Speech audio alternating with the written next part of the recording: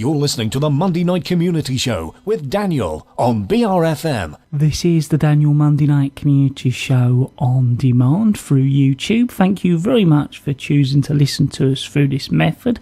If you'd like to keep up to date with when I add new interviews, then subscribe to this channel. So, firstly, thank you very much for joining us on the phone. I was hoping you could just sort of introduce yourself and also tell the listeners a little bit about yourself if they haven't heard about what you do.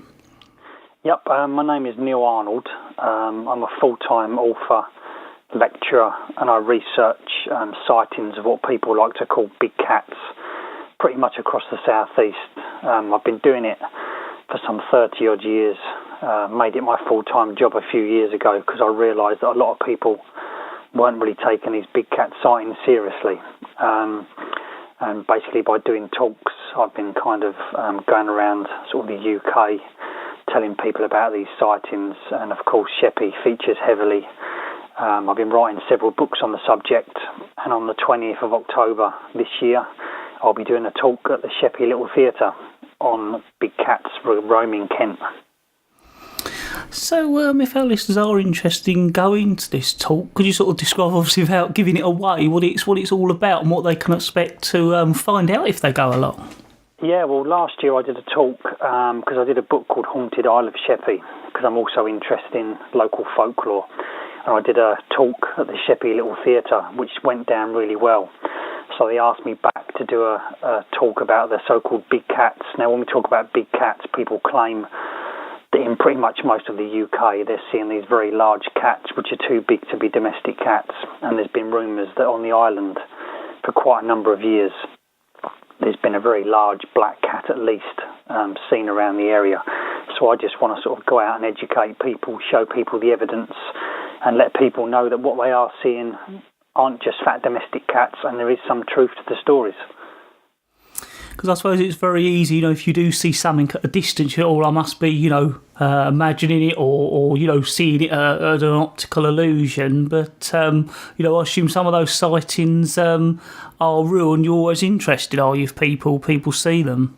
That's right. Well, it's very interesting because these sightings have gone on for many, many sort of centuries, but more so since the 1960s when it was quite popular for people to keep big cats as pets. I think it needs to be kind of like commented on that we're not talking about lions and tigers, but we're talking about what we would call a black leopard, which is what people call a black panther. People have also seen pumas and also lynx and smaller cats as well. So I tend to kind of, rather than just look at the vague sightings, we actually look at the evidence. And we know that people are seeing these animals. I've had zoologists come forward, police officers, doctors. So there's a lot of reputable witnesses out there, and people know what they're seeing. Because a domestic cat from the distance still looks like a domestic cat. We're talking about an animal that's 5 to 6 foot long that can drag deer and sheep up a tree. So it's certainly not a domestic cat. With the island, obviously, I assume that, because we are an island, if there were any cats here, they can't actually get off the island. Is that why they're more likely to be seen, or do they not actually travel that far anyway? Well, it's quite an interesting area, the island, because a large cat such as a leopard would normally have a territory between, say, 30 and anywhere up to several hundred square miles. Now, I believe the island is sort of 30-odd square miles, so in a sense it's okay. But there's not a great deal of woodland or forest. But what you do have on the island is a lot of food. So we're talking about sort of sheep, foxes, rats, mice, squirrels. Obviously we get things like ducks, geese, that type of thing, and certainly a lot of rabbits as well. But what people do seem to forget is we've got the old bridge, and large cats do use railway lines, that kind of thing, as navigation. But there doesn't seem to be any evidence the animal is coming off the island. But what intrigues me is the fact that a leopard only lives until it's about 15 years of age. And yet there's been sightings on the island going back a lot longer than that. But there's also been sightings at Sittingbourne as well, and we also get reports all across the UK of animals with cubs as well. So that's why I'm basically doing the talk, to try and sort of educate people about these animals. So obviously, although people do see them, it's still quite rare. Is that because actually they're quite wary of humans, and so it's not something you're gonna always come across? Well, it's quite funny. People often say to me, "Why don't we get one on film?" Now, you'd have to have a lot of trigger cameras set up all over the place, because even with modern technology, you can see what people are like on their phone. A lot of people kind of are so sort of obsessed with Facebook and stuff like that nowadays if something walked past them, they probably wouldn't see it anyway. But these animals tend to mostly hunt at night when most of us are asleep. And yes, like you say, they're very stealthy, they're very wary of humans. So territories are really big. When you consider that an animal that's seen in, say, Maidstone could end up in Dover within a few nights, that is how big these territories are. When there are sort of lots of sightings in area, do you actually go out yourself and see if you can find evidence, or do you go out with other people to do that? Yeah, in the past I've gone out, we've sort of held vigils at night. I did work with Chris Packham back in 2001. I've done work with the BBC where we've set cameras up. So it depends really on who's interested in coming out, how far away the sighting might be, because I might get a sighting one night, say at Sheerness, then a sort of 10 minutes later I might get one at Dover. So it's trying to work out where to be. I can't be sort of everywhere at the same time. But it is still a case of trying to sort of get out there and follow up sightings. But like I said, I've been doing this so long now that it's almost roughly sort of areas we're trying to work out where sort of the generations of generations are moving to, because a leopard doesn't have a fixed den. A male leopard's always on the move. And then when he meets up with a female, if they produce young, the young gradually sort of move on as well. So these animals have got to find their own territories.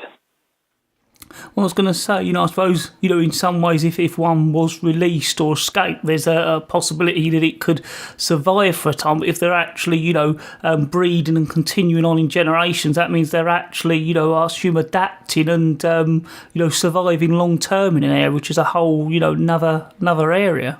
Exactly, and the UK is perfect because we've got so much cover. If you go to places like down in Cornwall, Devon, you've got huge forests, the Scottish Highlands as well, where they're going to reintroduce the lynx.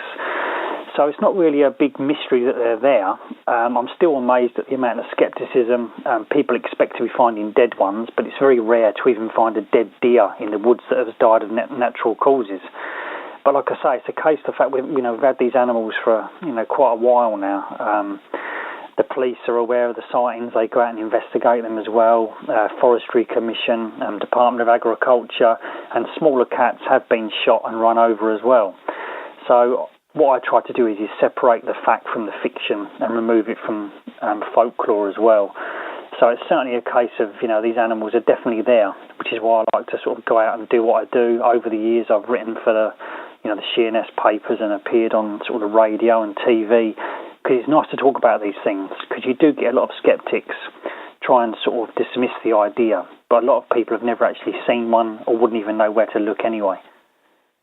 Was there anything else you'd like to sort of cover or get over to our listeners, or even let them know where they can find out more, or even contact you if they'd like more information, or think they've seen one? Yeah, well, if anybody wants to contact me, they can actually go on my Facebook page, which is called Big Cats in Kent. Alternatively, if you are interested in coming to the talk, I believe tickets are available from Sheppey Glass.